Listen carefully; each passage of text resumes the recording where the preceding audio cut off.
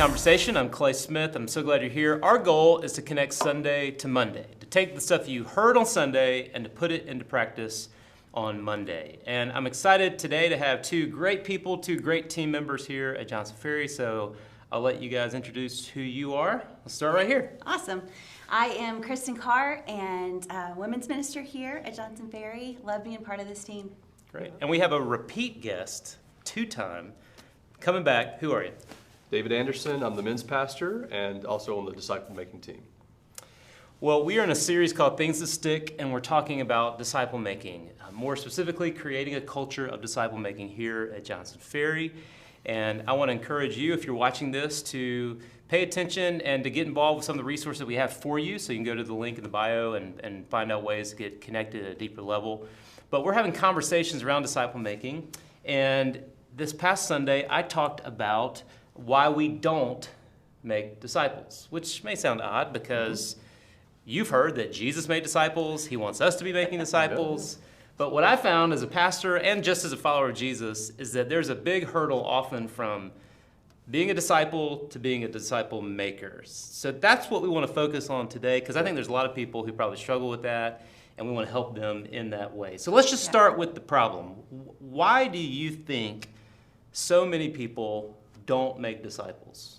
Just start there. Yeah. Well, I'm like anything else. Feels like it might take too much time to do it. Our schedules are so full. We have a lot going on. Yep. I think that's a barrier that feels immediately like it pops up. I don't know, David, what do you think? Well, certainly like the practical, just the pace of our life is not very relational, for one. But there's also just, how ambitious are you really with disciple making? Have you ever had this kind of vision put in front of you and even made a goal to make disciples? Yeah. But I think there's a really interesting one that a missiologist talked about one time that was about missionaries that come back home that want to make disciples when they're here.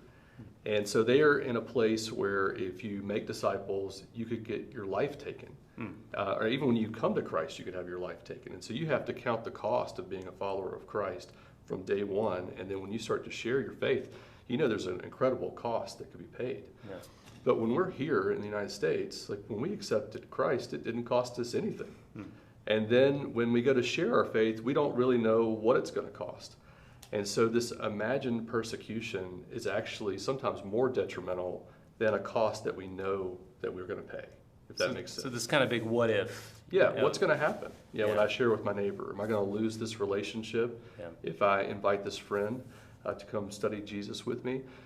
So we worry about these things, and that becomes a huge barrier to starting it. Yeah, and what you said is important too, Kristen, about the time factor. Yeah. Because I think a lot of people in our community, but this isn't limited to to East Cobb or North Atlanta, our schedules are so jam-packed with work, and if you have kids, sports schedules, and then you have things that may sound trivial, but they're important to you. There may be shows you like to watch, or just your life is just filled with stuff all the time. Right. So how do we deal with that? Yeah.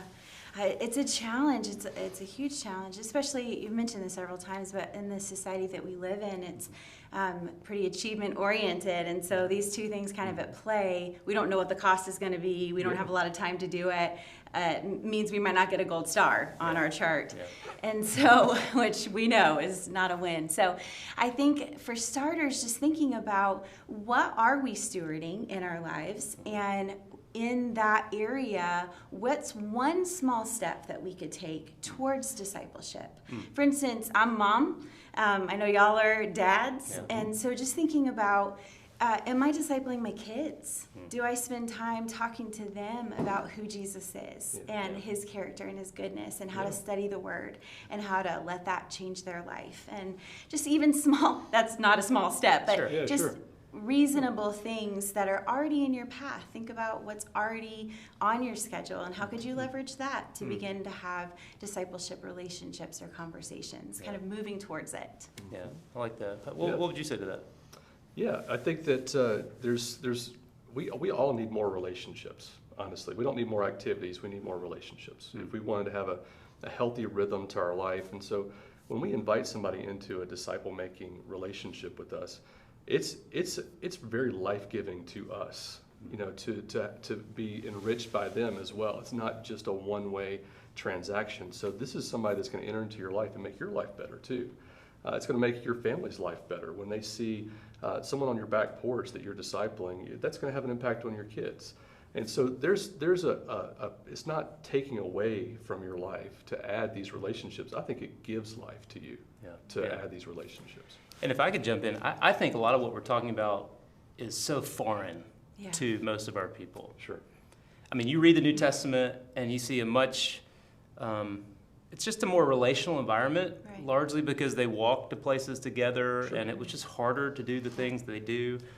We live in an environment where we can kind of stay by ourselves most of the time. We get in our little homes and shut the garage and kind of nest up, and it's just difficult. And I think when it comes to disciple making, we're asking people to give what a lot of them have never received. That's right. Oh, that's true. Yeah. So a lot of people watching this will be, in a sense, first generation disciple makers because they've never truly done this. That's right. Mm-hmm. You both have unique roles here at the church. David, you lead our men's ministry. Kristen, you lead our women's ministry. I'd like to talk about that a little bit because some of what we're talking about is true for all humans and certainly all believers everywhere. But there may be particular aspects of disciple making that are unique to men, maybe hurdles for men, and the same for women. Sure. So let's just dive into the gender conversation around disciple making. So the stereotype of women is women are great at this. They love to get together, have Bible studies, they talk, they're real fellowshipy, So is disciple making happening with women? Where are hurdles? Just talk about that. Yeah, for sure. Yes, it's absolutely happening. There are absolutely hurdles as well. We are by nature, and of course this is painting with a broad brush, but tend to be more relational, tend to be more willing to be vulnerable, a quicker pace perhaps than men. But the reality of where we live means that we're also very good at faking it and not actually being really real or letting people into the messy places, which is where actual discipleship happens.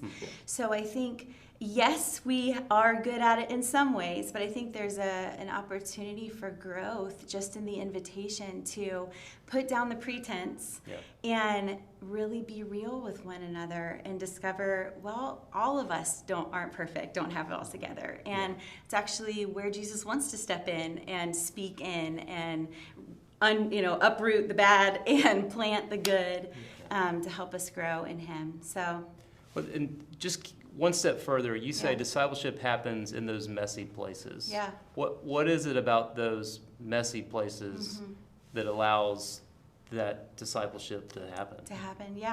I think it's saying, typically when you're talking about a discipleship relationship, you're talking about someone who is either physically older or spiritually, more mature, kind of down the road, having a conversation with someone else. And the other person tends to look at that one and say, oh, you got it all together. You know the Bible, you got your life together, you checked all your boxes, all the gold stars, you got them all. And when that leader is willing to be vulnerable and say, oh, no, I don't, this and this and this, but man, what I learned or what I'm in the process of learning allows them to say, oh, I'm learning too. We're learning together. There's an invitation for actual life on life relationship building, which I think is helpful. So that's good. So good. That's good. With men, what are some unique challenges that you see with men when it comes to disciple making, and how do we help overcome some of those challenges? I'll tell you a funny one. Like for guys, relationally, we're weird about meeting one-on-one with each other. It's like it's a date or something. And so sometimes we're just weird about that kind of stuff. It totally shouldn't be that way. But sometimes there's more comfort in it being a group, or how am I going to put together this group of people, getting it started. And a lot of times guys want a plan that's just, follow these 5 steps or put it together for me and I'll step into it and lead it kind of thing. I've always heard that, women, again, broad strokes, women like to meet face to face, guys like to meet shoulder to shoulder. Yeah, that's right. Right. Experiential. Even, I know some men's pastors that they get a lot of miles in their vehicles because they just pick people up in their cars all the time and drive them places so they don't have to do face to face. So for them, that's very effective discipleship. And maybe that's the way that you could start a relationship with another guy is to have that windshield time, go fishing, go hiking, go do something that allows you to have a conversation, but it doesn't feel like you're staring at each other over a coffee table kind of thing. And that's such a practical thing that I think we discount, and this goes for both, but find something that you like to do, enjoy to do, and then figure out a way to do it with somebody else. Absolutely. Ideally, someone who's not yet a follower of Jesus. It could become an evangelistic deal, become a way to share, the things of Jesus with that person, and who knows where that will go eventually. But That's right. It doesn't always have to be this super serious, let's get together and read theology for 3 hours. There are some people who like that, and if you do, God bless you. Most people don't. So just find something that you're already doing. Sure. And leverage it for kingdom purposes. Start the conversation, and then bring the Jesus stories into the conversation, especially as they share more of their life with you, get more real with you, and you have something to apply it towards. You have a story for that, and you can share it with them. Yeah. One thing I hear from a lot of young people is that they're craving authenticity. What role does authenticity play in disciple making? I think it plays a huge role in disciple making. I think it speaks back to that idea of pretense, which we're all really good at. And when we're willing to be honest, when we're willing to open up those places and be vulnerable, then we can actually have some truth spoken into it and some hope injected into it and experience growth out of it. Yeah, I agree. And I think it's huge for men too. I mean, whenever we present something to people, we all have a brand that we like to present to people, and it's a mask, right? But you don't want to disciple or even love someone's mask. That the mask receives it, and the person behind it doesn't. Right. And so you got to figure out, how do I get behind the mask so that I can really disciple the person and their real needs? And that takes a lot of work. It takes you being very authentic and vulnerable. But I think that the younger people are really good at entering into that kind of relationship. They want to be authentic with you if you're authentic with them. So just lead out of it, and they'll follow. And since we're talking a little bit about ages, if you're older, whatever older means, you have a very unique position, because I see a generation that is craving for mentors, craving for older people in the faith, or chronologically older, to pour into them. Do you see that? Yeah, for sure. Absolutely. Yes, absolutely. The exciting part is that I think as capital C Church, we are getting it, the importance of older women, whether spiritual or physical age older, right? Investing in and pouring in younger women and older men to younger men. And so as we see this as an important thing, we're making space for it as a church, and we're supporting it and inviting people into it. I think there's a whole generation of women, who's probably the generation behind me, that craved to be poured into, but there was not a lot of space necessarily for that to happen. I'll tell you, interestingly, we have a mentorship program here, and this past time we had a woman who was over 70 who was a mentee, wanted to be mentored. I love that. Which I love, and I think that really speaks to the desire for being discipled, for being poured into. And I think we see it at a louder volume in the younger generation. I just think that it's always been present. Maybe we're just listening a little better now. I love that. I love that. Final question to both of you. Let's say someone is watching this, and there is a part of them going, okay, I'm getting this. I'm seeing Jesus do this. I know that I probably should. Where do I even begin? I don't know how to do this. What advice would you give to that person who doesn't know where to start, but wants to do something? We'll maybe start with you, David, and wrap up. Yeah, sure. So we have lots of opportunities to get trained in how to disciple people, and it's called Disciple Making 101. It's going to be going all year round. We're going to try to do it every 6 or 7 weeks, just have a group going through. And it literally walks you from what's the method of discipling someone to the steps that you take to just engaging your mission field, where you are.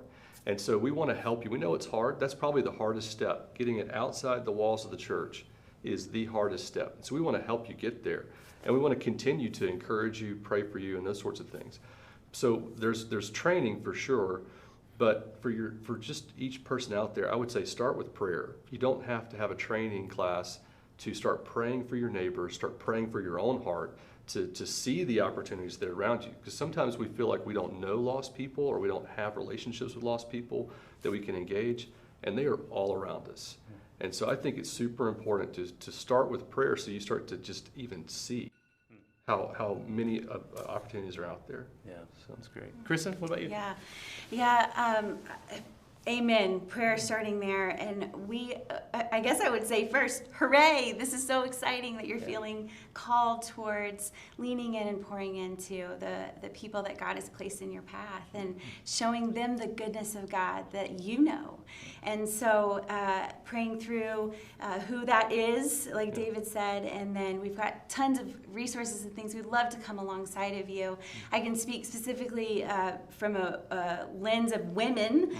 We have a brand new thing that we're doing this coming March called One Day In, and we're going to spend all morning together in the book of Colossians. We're literally going to go through the whole book, and everyone will leave with a scripture journal from Colossians. And so the invitation is at the close of it that you would be prayerful about who you could lead through Colossians in the 419 style. So if you've never been part of a 419 group, this is a great way to launch out and to feel very equipped. We just walked through the whole book to be able to do that. And so if you've never walked through a 419 before, you don't even really know what that is.